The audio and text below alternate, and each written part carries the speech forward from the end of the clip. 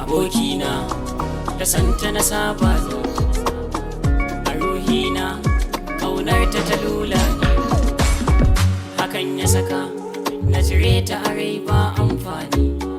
Abokina soyayya na shiga na wahalta, hakan ya sa soyayyar ma ba zan sake ba. Sanda ta yi mini babatun biyanta, a zuciya take babatun cire ta. Ta yi mini so don Allah, kar da kuce watakila ni fa da santa na saba, kar da kace fa na barta. Yar fara na hanga, kyawunta ni na duba, ta ci ado gayanga, tafiyarta ni na kalla. Soyayya na shige ta, ruhina wata kwanta, ba wata ya da na furta.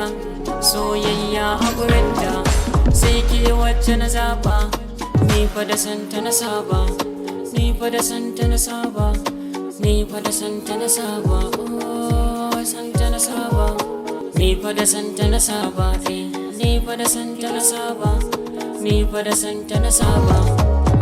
Takaice ma abokina kullum ta ce ni ne nata, hakan yasa na bata rayuwata.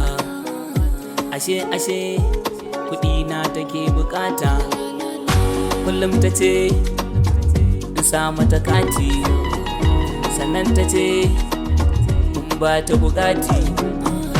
Hakan yasa na gane ba so na take ba, kuɗi na take so, kuɗi na take so. Na daina santa, na daina santa, a rayuwata ta sani jinya, a zuciyata ta bani kunya. Na riga na daina santa, kowa ya shaida. Na daina santa, ni kam na daina santa.